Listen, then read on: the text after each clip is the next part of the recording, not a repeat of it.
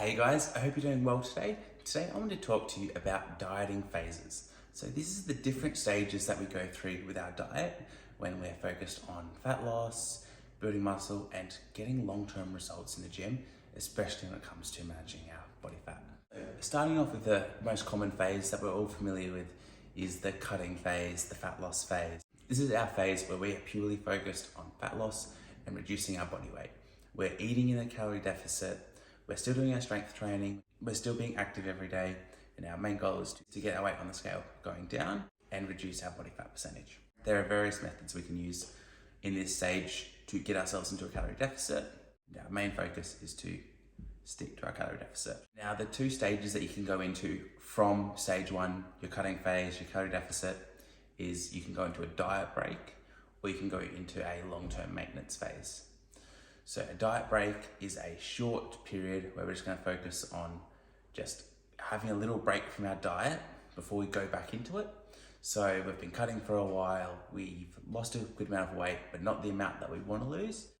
But we're just getting tired, we're just getting lots of cravings, we just don't feel completely out like ourselves anymore. So we take a bit of a break from our diet. We just have 2 weeks, 4 weeks, 2 months, where we just focus on eating at maintenance, maintaining that weight loss that you've had for a short period of time, eating good foods, eating a bit more than you were when you're on your diet, so your cravings go down, you feel like you've got more energy, and you feel more mentally ready to go into another cutting phase. And that's going to help you to be consistent with your cut and not just get to the point where you burn yourself out and end up regressing to where you started. And then a long-term maintenance phase is for once we've got to a body fat percentage, a weight that we're happy with, and now we're just going to maintain that weight for a while. With our maintenance phases and our diet breaks, it's important to remember we're just going back to maintenance. We don't want to go back to a surplus. We don't want to go back to the diet that we were eating at that caused us to have to lose weight. So we still want to make sure we're eating good quality foods. You might just want to eat slightly larger portions of the same foods that you've been using to cut, or just add in small amounts of the foods that you've been wanting to have and having craving whilst you've been cutting, but not allowing yourself to go overboard. I think you've probably seen someone in your life that has been super consistent with their diet, achieved a bunch of fat loss, either for like a holiday or a wedding or some special event, and they've done a really good job of being consistent and losing a lot of weight quickly. But as soon as they reach that date, that event, that wedding, they just go overboard and go crazy with what they do, and they eat a whole bunch of food and they end up right back wherever they started, or even worse off than if they had even done the diet in the first place. So I want to make sure that when we come back out of a diet into a maintenance phase, we're being responsible and we're still using the habits that we've built from our cutting phase. We're still eating high protein, we're still eating high fiber, lots of quality whole foods, minimalizing our processed foods. And when we have those processed foods, we're limiting the amounts, not having too much alcohol, and we're still being responsible, even though we're not cutting anymore. There's another dieting phase that we can also do that's called reverse dieting. But in my experience, I've seen it work about 50% of the time. It doesn't work for everyone, but for some people it is really incredible.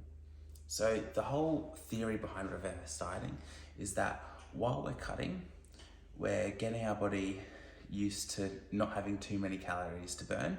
So our bodies get very efficient with calories and our maintenance calories goes down.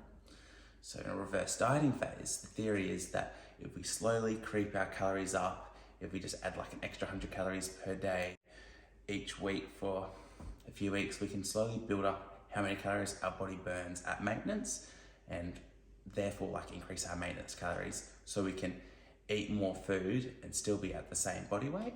And then this can set you up for more successful fat loss down the future, because your body's now burning more calories per day, so you don't have to cut your calories as drastically when you want to lose weight, and you can maintain your weight with more food than you normally would. I haven't seen this work for everyone, but for some people this has worked incredibly well, so it's definitely something worth knowing about. So what you do is once you're comfortably eating at maintenance, you would just increase your calories by 100 per day for about 1 to 4 weeks. Make sure you're tracking your body weight and just watching to see if your weight goes up or down, and you're just slowly creeping your calories up, making sure your weight's not, see if you can get your calories really high without your weight increasing. You'll get to a point where your weight will start increasing, so you just drop back down to the highest point that you get your calories to. And this can be a really good strategy for some people to use for long-term success.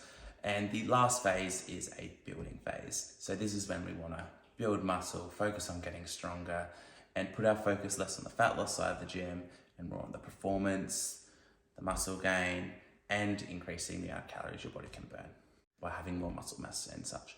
And in this phase, much like the reverse dieting phase, we're just slowly creeping our calories up, but allowing our weight to increase within 1 to 2 kilos per month. So you'd be eating like a 100 to 300 calorie surplus per day. And that just gives your body what it needs to be able to put on muscle and perform well in the gym.